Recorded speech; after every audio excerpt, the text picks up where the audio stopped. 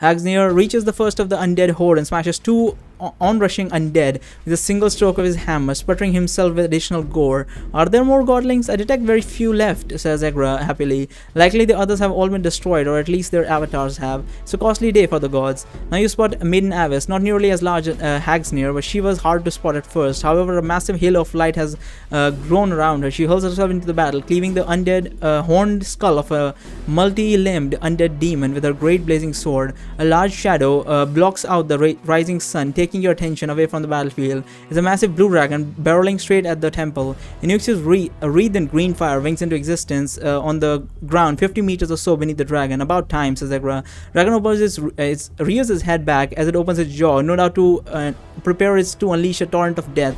Inuxius raises his fist. Even from here, you hear the crackling of thick bones as the dragon's neck snaps. The dragon tongue lolls as its wings stop beating. The massive beast falls from the sky, crashes into the ruins before the temples, crushing at least a dozen undead. On the initial impact, then rolling over others. A paving stone thrown up by the impact cracks against the roof of your hiding place. A moment after the dragon comes to rest, it begins to twitch and raises its head. Of course, he's raising the dragon, you think exasperatedly. As you watch the dragon rise up into hunches, its eyes now glowing with fierce green light, Narissa charges out of the open temple doors beyond the dragon. She has swapped the mace you saw her with earlier with two-handed weapon. Her weapon blazes with green fire. Is it Narissa? Oh yeah, Narissa.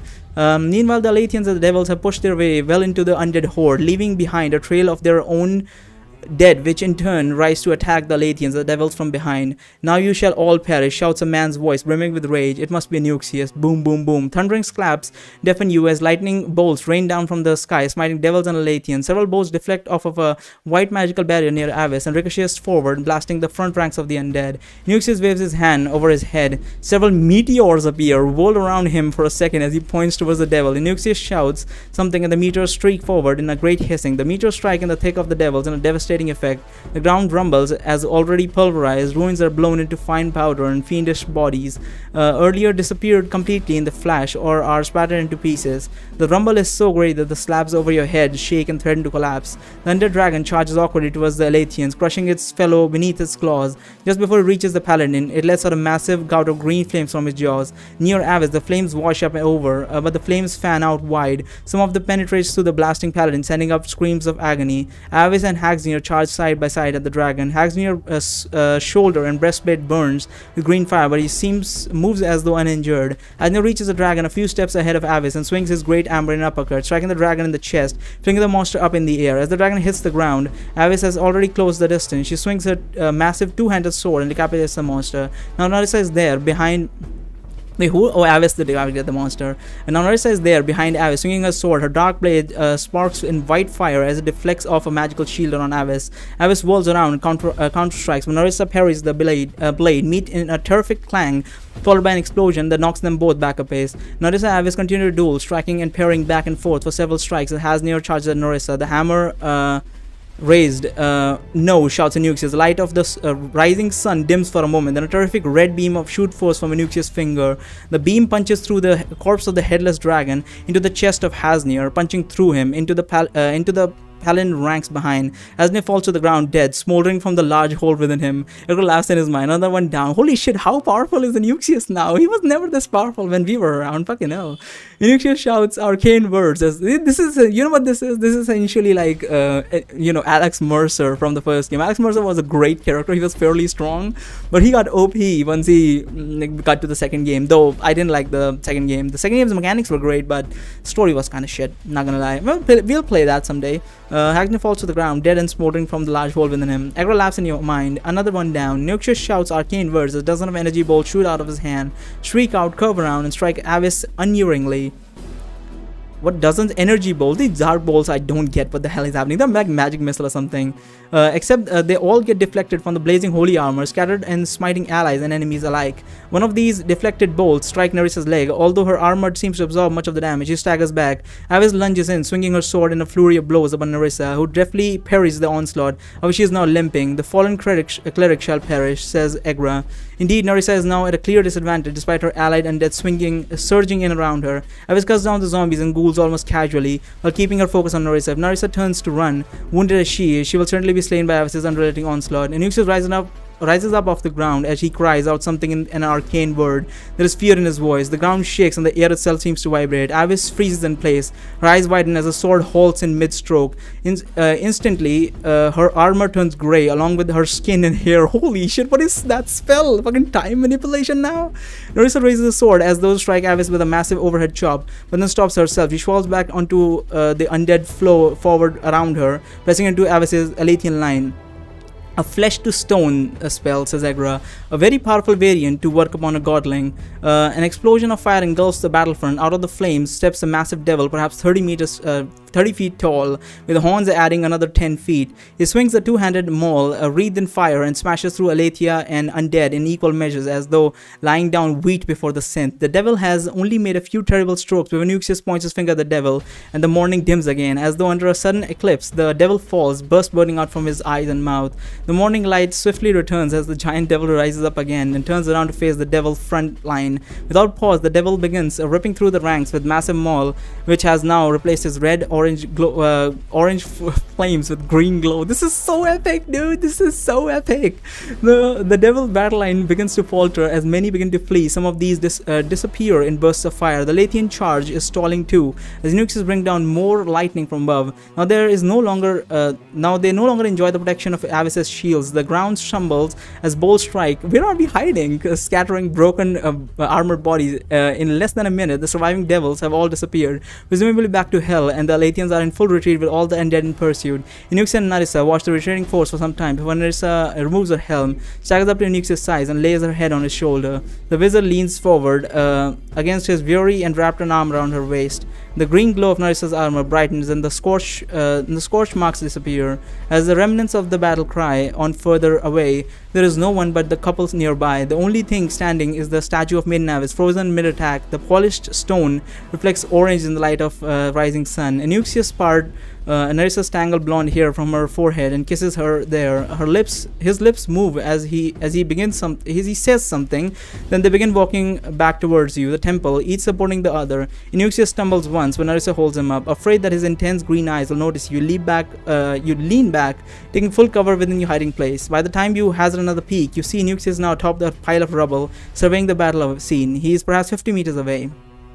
Nerissa patrols in a circle around Nuxius, her helm discarded somewhere. She's close enough to close now that you can see her eyes scanning the bodies nearby. She patrols about, stabbing paladins or devils in the chest or back, depending on how they're laying. She's evidently absolutely making sure that Nuxius has no nearby threats. The undead continue to rise, including those that Nerissa has just executed. These undead shamble quickly to Nuxius' side. He touches them, then swiftly staggers on out in various directions. For what mission you can only guess. Nuxius' body sag and his green aura fades a little. He peers out over the battlefield, his hand out and touching the undead as they pass by. I have a question, by the way. Where is fucking Drala and everyone else? Despite our efforts, Nuxius has won the field and he's victorious, you say. That is not the look of a victorious man, says Agra. He's spent and for what? Venting his rage brings him no closer to ridding himself of her. If he truly is spent, then now might be the best time to strike. Nevertheless, it will take a powerful sped to get near, I expect, more than visibility. If you wish, champion, however, I suggest you give him a moment. I suspect there may be a better opportunity, says Agra. You're not sure what she's talking about, but the truth is, you're in no hurry to fight Nuxius, not after witnessing the torrent of destruction he has just unleashed. By the way, I really hope that this chapter does not end with me killing a Nuxius, because I am not up for that. Like, I had grievances when the Wizard's Choice ended, because the last chapter was kind of abrupt. I will have severe grievances if this ends with death of Nuxius. I do not wish to see that. I want Nuxius and Nerissa to be at peace, because they really fucking deserve it after all the shit they went through in Wizard's Choice. Fucking hell. But 20 meters behind Nuxius, one paladin rises up onto his knees, resting his weight on his sword. Half of his body is blackened as though by fire. Blood oozes from between several of his armor plates. Having a sense of for this by now, you do not think he is undead. Suspicion confirmed as Nerissa closes gap between her and the paladin, runs him through with her blade. The tip of the blade erupts out from between the Paladin's shoulder. To think she was a cleric of Aletheia, you think. She pulls the weapon free and stalks back towards Nuxius, her head swiveling back and forth, ever watchful. "It's done, my love," she calls to Nuxius. He turns to her and smiles sadly. The undead that had been approaching Nuxius halt and begins to sway as though waiting. Nerissa sheathes her sword and strides towards him. They embrace and kiss briefly. Even for here, you can tell it's a gentle kiss. Maybe there is some relief there, but not happiness, certainly not celebration. They let go of each other, and Nuxius returns his sad smile as they tenderly brush her bangs away from her face. Now he steps away as though to allow the undead to have him. The waiting dead now shamble forward, touching their master and now wandering off. Nerissa walks towards Nuxius and staggers for a moment, as though struck by an invisible blow. Quickly she recovers and sheathes a sword. Her blade has lost its greenish glow and it rings in the light. Shadows now swirl around her blade, some of them solidifying and dripping down like dark slime. You think she's going to go back to finishing off the wounded, but then she suddenly pivots and quickly steps in close to Nuxius. Nearly shout out as you see the telltale drawing back to her arms for the strike. Nerissa drives his blade in through Nuxius' back. It's a mortal wound. Oh, come the fuck on. Even from here, you're sure of it. Through the lung, you'd say. Although it would hardly matter with a blade so large, with his back turned to you, you cannot see his expression, but you can only imagine there must be surprise. The green flow around him extinguishes. He slumps down onto his knees, then falls forward onto his face. "Neville Scroat," you whisper aloud. "Oh, I think I know what this is about," she says, excitement in her voice. The undead petitioners nearby, as well as all the others inside, fall to the ground at once and lay perfectly still, nevertheless completely dead. Nerissa drops her shadow-infused sword and crumbles into a fetal position, rolling back and forth. A few meters from Nerissa, gore-covered knight appears out in the air, slung on his shoulder a limp body of a shapely woman with large folded wings and small familiar horns. Jackal and Azazel, you're sure of it. Jackal's helm is off and his dog head is unmistakable. You have seen this arrangement before. Jackal carrying his mistress as he possesses another. Jackal's red eyes burn red. You're quite certain that he's pleased. Jackal stomps forward, the rocking Nerissa, his sword cocked back. At the point of his blade, poised above Nerissa, suddenly Azazel's limp body comes to life. She rolls off Jackal's shoulder, landing gracefully. The succubus flexes her wings and waves a hand in the air as she hurries towards Nuxius. A glowing shell appears around the succubus for a moment, then disappears. Nariva stops rocking and lunges for a sword on the ground near her. Quick as a snake, Jackal strikes and plunging his sword through the side of Nerissa's chest plate, sinking deep, no doubt piercing her heart. She flops forward onto her face, her hand twitching beside her sword. Jackal slides his sword out Nerissa, steps forward Azazel, then stands at the ready as though guarding his mistress. How is this possible, you think? Nuxius was like a god. Meanwhile, Azazel has repos. I'm really angry right now. I'm the only reason I'm not talking. I'm really pissed off right now. Like, legitimately extremely pissed off. Hopefully they can fucking do something with this. Meanwhile, Azazel has repositioned Nuxius on his back. He's twitching, perhaps not dead yet. Yeah, she's trying to crush him. She's crushing him, you think. Stop her, champion, says Agra.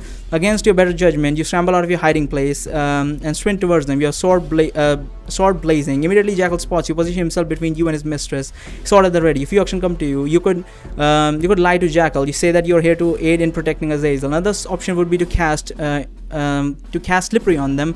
They're close enough together to get them both in the area of effect. Another option would be to strike Jackal from distance with a lightning bolt. Perhaps there's the option of going to ethereal and coming back to reality. Fuck it. I'm really pissed off right now. I'll just say that I am really fucking pissed off. Wait, what is happening?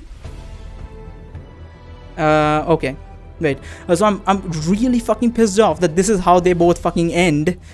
And the only fucking saneness is left at this point is trying to save Nuxius, which would be some fucking manner of like retribution, like something good, but like it just doesn't feel nice. I don't want to kill. What is wrong with games nowadays? Like every single time you play a character, you love the character, and then the second game, the sequel of it, you are killing that character. It's fucking annoying. Like it's the same thing with Alex Mercer as well. I love that character. Why do I have to kill him in the second game? Same thing here. Are you fucking serious? No, I didn't do the killing, but still, come the fuck on. Go ethereal, fuck it. Favor increases 7, morale increases 3, ethereal you shout. There's a vibration through your body as all becomes a ghost world of grays and shades of black and white. You hover forward, straight to Jackal and then towards his mistress. The succubus is only a shade of her normal self. She kneels, waving her hand over the body of Nuxius. Back to our world, you say. The world becomes color again as the sound, the feel of cool morning air. You're not taking time to experience this. Rather, you're swinging your sword down upon Azazel. Clank. Blades sparks shower as your holy blade slashes down upon Azazel's magical shield on Azazel. The succubus looks up at you startled. You believe the shield is down. You're already raising your sword for another blow. Suddenly your muscles lock up. Egra, you shout in your mind. The delay is only for a moment and then you're free. Your blade falling again. Amazing champion. You're too good, says Egra. Dark blade knocks your blow to the side. Jackal is here. Azazel looking at your surprise, her eyes wide in surprise. No one expected you to get this close, says Egra as Jackal drives you back in a series of blows. Why did you thwart me? You ask Egra.